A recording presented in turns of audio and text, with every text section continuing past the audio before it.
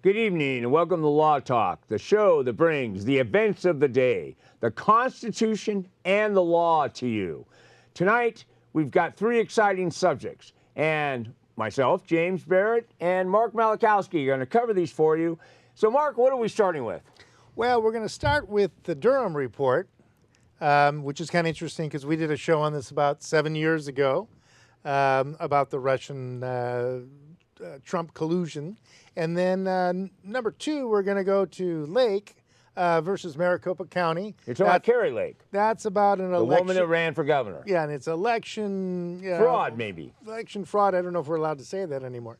And then number three, Aretha Franklin's will. Now, we talked about that 5 years ago, and we said, you know, this would probably come up again, and it did.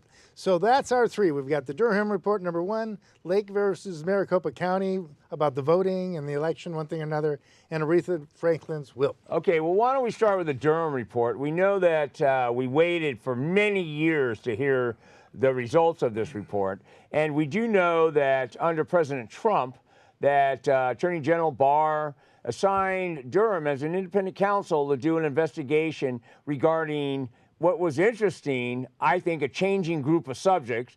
Mark, so what did Mr. Durham focus on? Well, like I said, years ago, we did a show, and we actually had Trump on, and we had President Trump on, and we had Colin from Vladimir Putin. Vladimir Putin. And I think our show was a little more comprehensive than the Durham report was.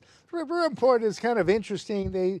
2019, Durham was supposed to look at Crossfire Hurricane. Crossfire Hurricane was basically saying that Trump had a Russian prostitute who urinated on a bed in his hotel room, and since that's the case, Putin could blackmail Trump, so Trump was a Russian spy. Okay, so wait a minute, let me get this right. So that is a pretty exciting beginning to an event. Well, but this event went on for years. Well, it went on, it's still going on. It's still going on. It hasn't stopped. And so... Wasn't the president impeached twice over this? Yeah, he was impeached twice. But it turns out, okay, but then it turns out, after looking at the Durham report, from what little it said, it's really long, 150 pages, but it's probably, you know, a beat cop could have written it up in 20 minutes or something. But, you know, it has a lot of fluff in it.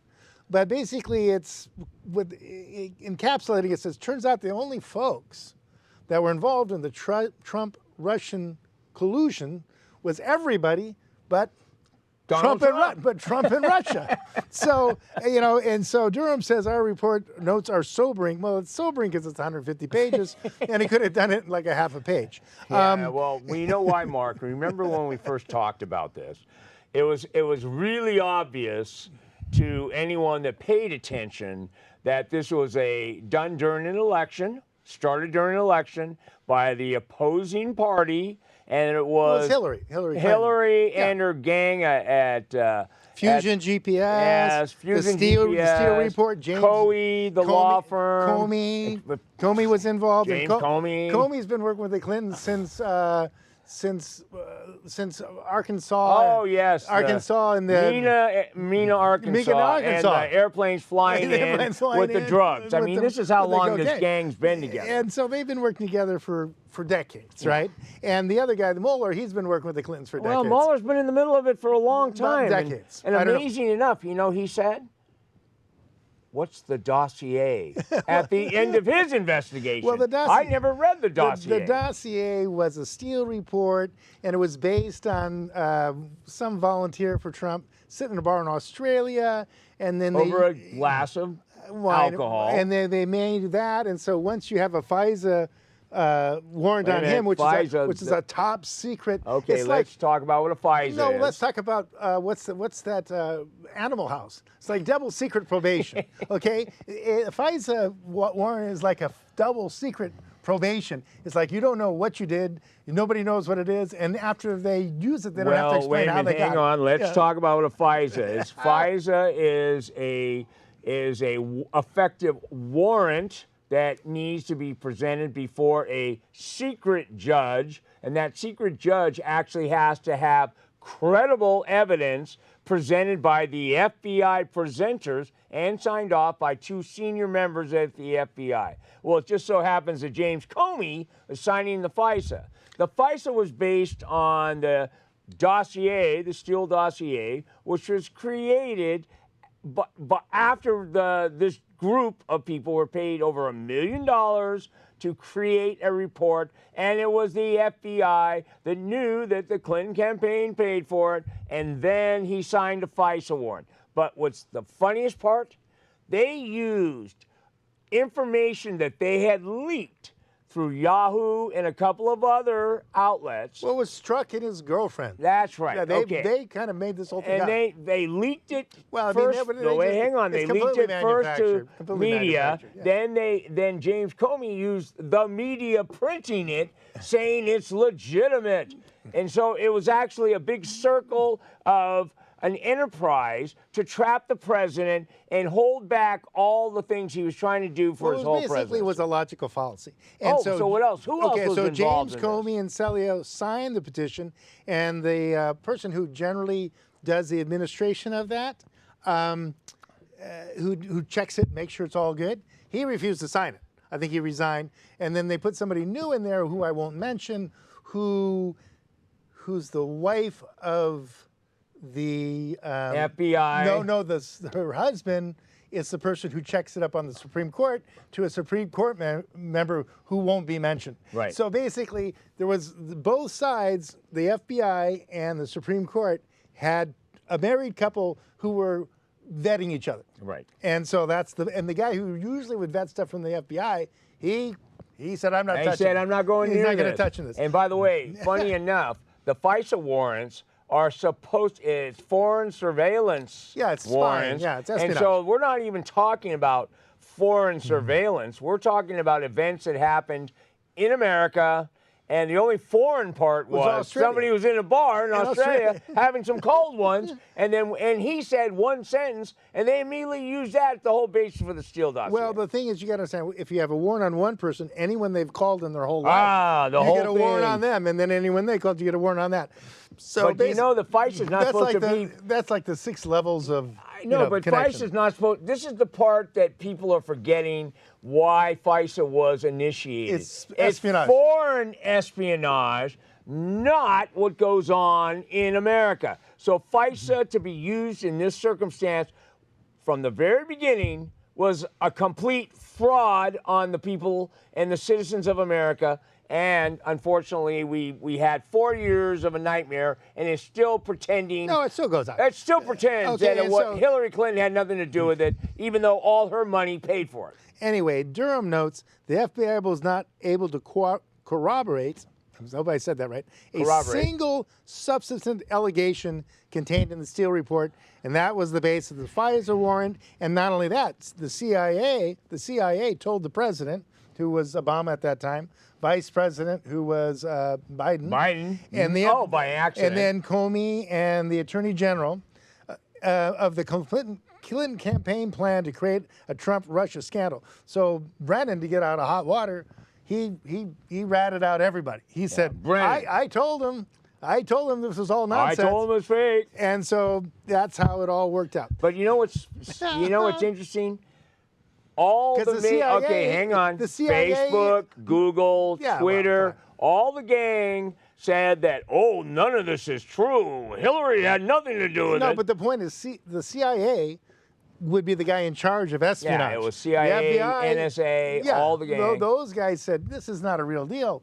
But that wasn't put in the warrant. And by the way, the warrant application didn't say, by the way, the head of the CIA said this is bunk. This is nonsense. They forgot to put that in. Well, of course they forgot. People forget stuff. You know why? Because I got up in that morning, I had a bad cup of coffee, so I forgot to put in that the CIA discounts it. It's totally fake. And the National Defense Organization said this is all bunk. And everyone that's really in charge said it was bunk. But I think Tucker had a good point. He said the reason they couldn't let Trump stay in power, like the 2016 debates, he said, we don't have to have these endless wars. So, I mean, everybody in the government said, without endless wars, how do we make our money? How do we make money? Because all those lobbyists are giving us so much money. I mean, the beauty of a war is that it makes a lot of money.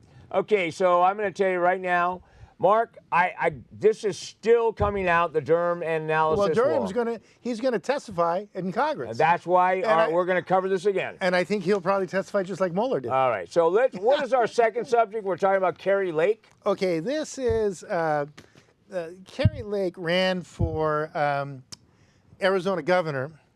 And she, there was many, this was in... This was in 2020. 2022. No, this is 2022, isn't it, I think? No, it's 2020. 2020, okay, I forget.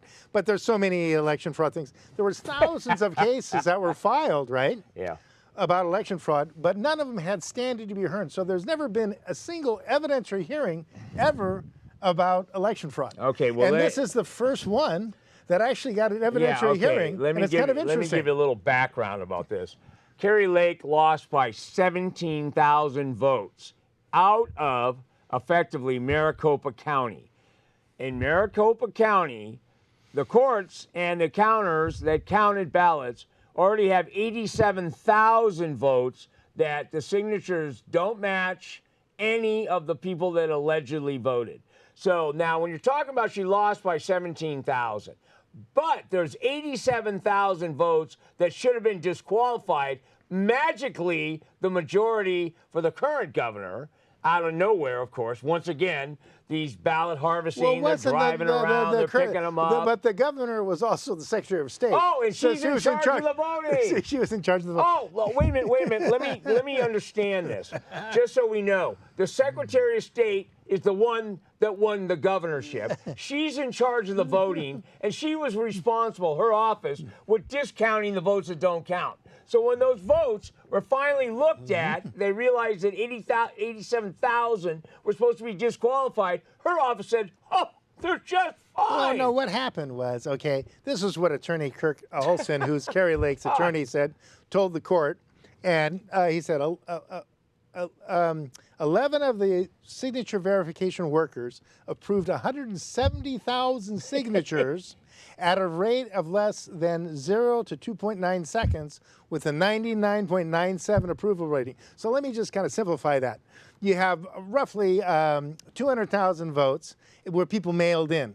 Or maybe they dropped them in the Dropbox. This is a collection Dropbox whatever it is. again. But this is the big fraud. Yeah, from that so election. anyway, there's roughly 200,000 votes that they got there and they go, we got to find some more votes. And so instead of going to the level 1 and the level 2, they said, no, these got to go right up to the county clerk. Oh, yeah, right to the county. verified. These can't be done in the regular polling places and everything. These got a special treatment. Oh, special treatment. So they brought that 170,000 out, and the guys were clicking them as quick as they could get them, right? So that's 0 to 2.9 seconds. You know that the governor, the Secretary of State, said those are good. Well, but listen to this. Olson reveals there were approximately 274,000 ballot signatures compared in less than 3 seconds. So, and then they concluded that, that at least 70,000 mail-in ballots, or maybe their Dropbox. 87,000. Well, round to 7. Same round. Okay, we're not properly verified in accordance with Arizona law. And then the election should be set aside. The bogus election was called by roughly 17,000 votes. Now, the judge said, but the signature review, even though it happened in 0 to 2.9 seconds, and 11 people did it and basically verified everything that came into their computer. In a small, select group of people assigned by the Secretary of State who was in the election for the governor. Let's not forget that. Okay, the judge said the signature review did take place in some fashion. In some fashion. In some fashion. So that's the ruling, and that's being appealed. And Lake said she's going to go to SCOTUS. Well, she finally got a decision saying out of 8 counts, they're going to keep 1. And it looks like something's going to happen. Well, there's actually some new evidence. 260 of the 466 tabulators were tampered with. New memory cards were installed after certification, causing a 59% failure in the Republican districts and long line. Republican districts. And they have videos of them tampering with everything. So I think what this comes down to is it's not who votes that counts.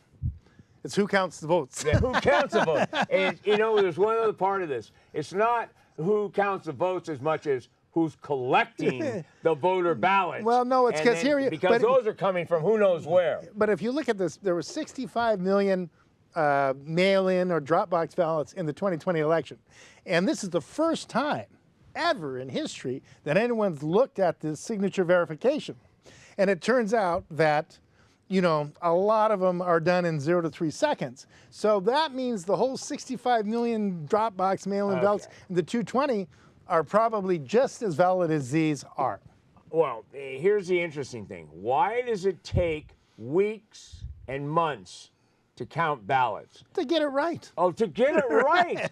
But no, to find more ballots. No, there's no end to doing right. There is, and that, it's funny where countries like Iran and France can count one day. And one day they can invite the whole country. Everyone shows up. And everyone by the shows way, up, gives an ID. They count in one day. Everyone goes in it's France. hand-counted. Here's the ID. The vote counts. It's done the same day. The election's over. Even Iran, I mean, and then they're painting fingers in Iran to make sure you voted. That'd be a good idea. And if you don't have a painted finger, you didn't vote. So what's crazy about all this, we have what effectively is supposed to be the most sophisticated voting system. Well, you've got Dominion. Oh, Dominion. Yeah, oh, wait a minute, Dominion. Oh, that's that honest group out of Canada that's related to Michelle Obama. And Soros. And Soros, George Soros, Dominion out of Canada. So anyway, you know what scares me about this? It's fun. Okay, what I'd say, they lied. We know they lied. They know we know they lied.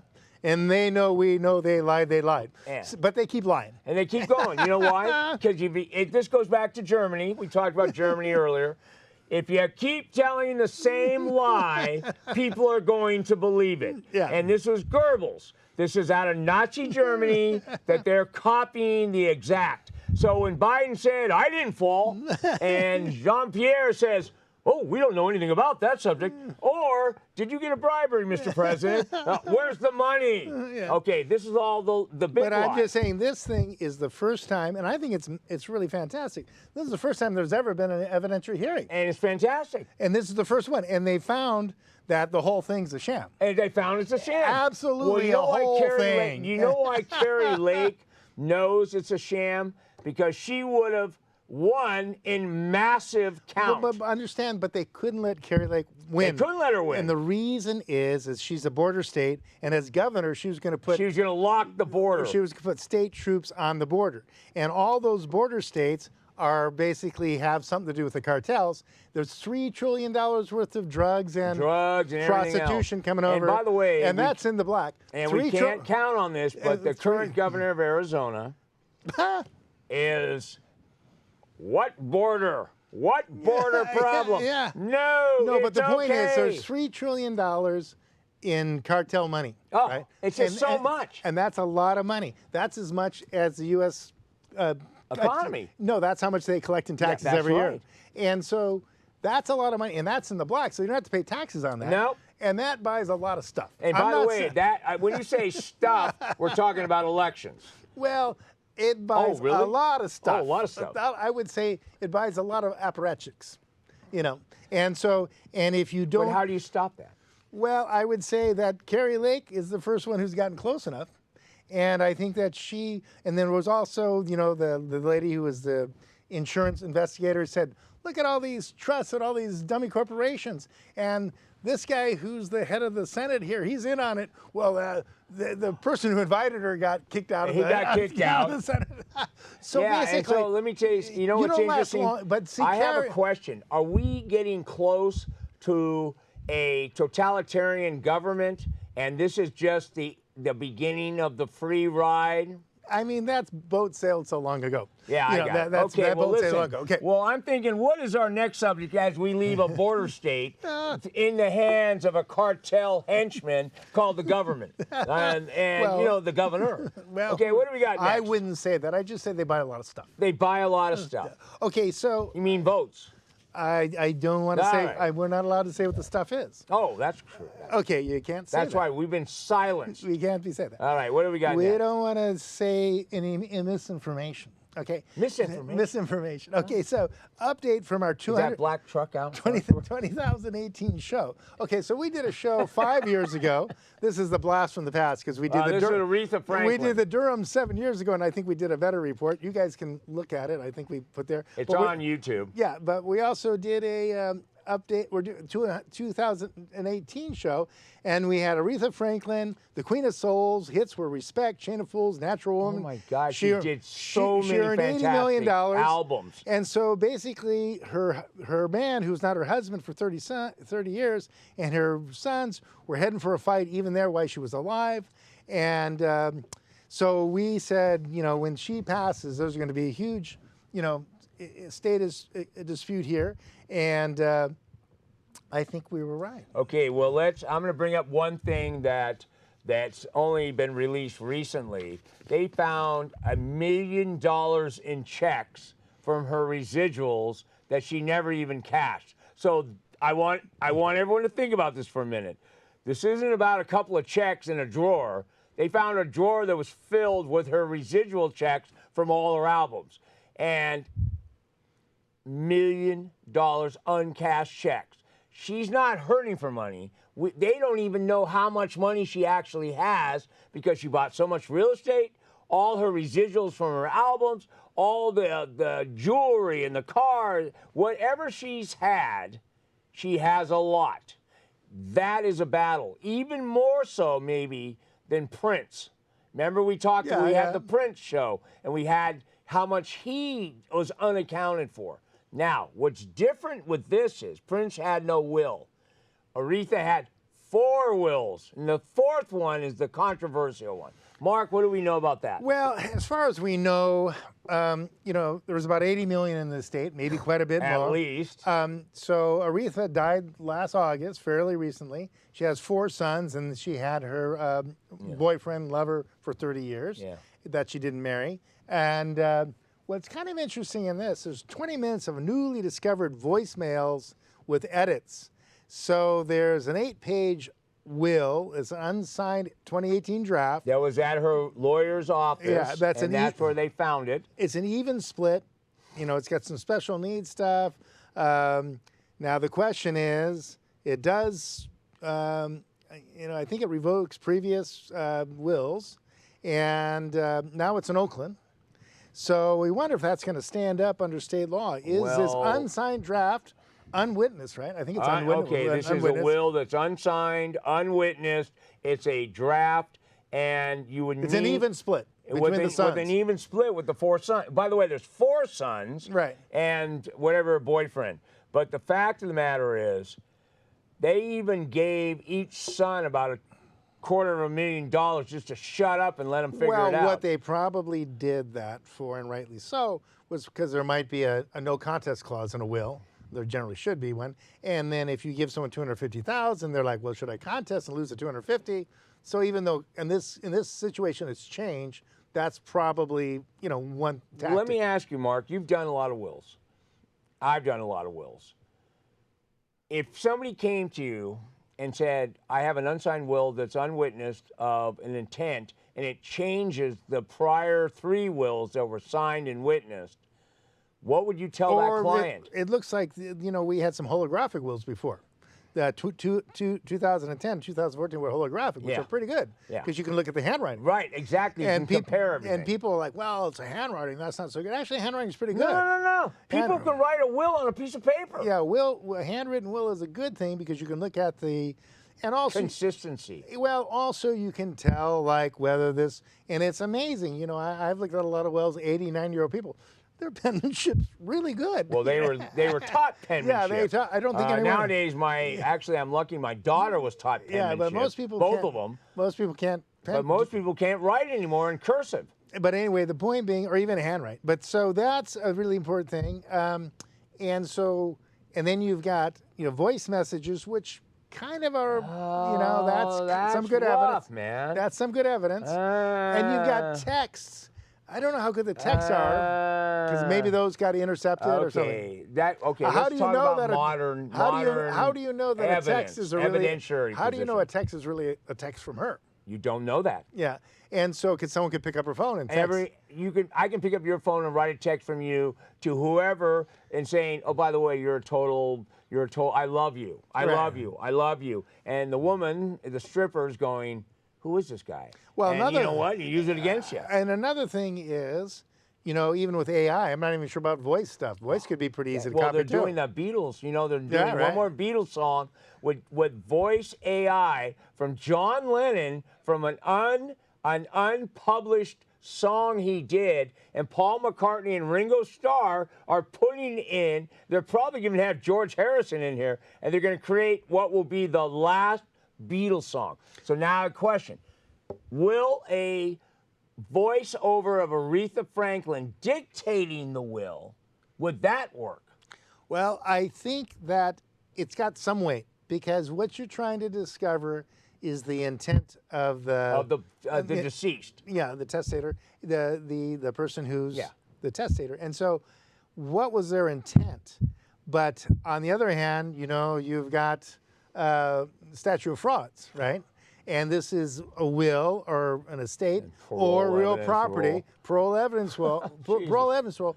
It's supposed to be in writing. It's got to be in writing. It's supposed to have a signed writing. And it's got to have a signed writing. And so, you know, you've got some law that goes back probably to Greek times, right? That's Yeah. like land grants. Yeah. And then Shipped you've out got on like voice messages and a text messages, and I posted something on Facebook or something, but you know, You don't know who posted it. And it's really, and also there's a. Can I go back?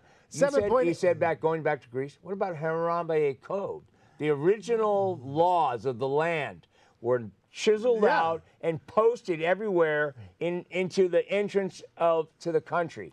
Now, And also, and that was accepted as evidence. When you talk about tablets, tablets were clay tablets, which actually had engravings in clay tablets that you engraved, right? Right. That's where they got the tablets. So, That's- yeah. yeah. And so these things were written in stone or written in clay, and then they were honored. and they finally got papyrus, right? Yeah. You know, and then everything went to heck after that. Yeah, but see, one thing it was like even when they wrote Shakespeare, who was the author of Shakespeare? Really nobody. We knows. don't know, right? But here's the question. They've tried to go back and analyze the original writings to see if this was the Duke or the Prince of whoever, right? This is Aretha Franklin at an attorney's office, obviously working on a will. Why didn't she sign it if it was valid? Well, a lot of times, you know, the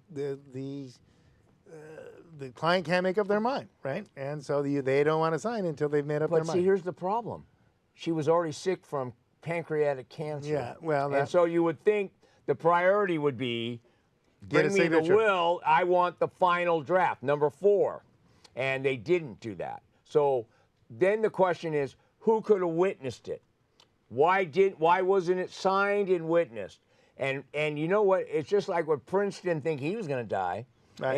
And he never even talked to a lawyer about this because he thought he was going to do it all. But I got to tell you, Mark, we're going to watch this develop. In fact, we got several of these we're going to watch as they develop. Tonight, it's been really interesting because these topics are not completed. So we're going to revisit those. And I want to say, thanks, Mark. It's been a wonderful night on Law Talk. And I want to tell you something. It's good to be back. Yeah. And I'll tell you what. After the shutdown. Boom. Okay, also, $7.8 million tax bill was paid, so that's good news for the So that people. means that was chump change. They were looking for that. And there's supposed to be a trial in July at this time, okay, on Aretha Franklin's law. Okay. Well, we're going to find out how that all plays out. And we'll Yeah. bring it back to you at Law Talk again. Thank you. Okay, night.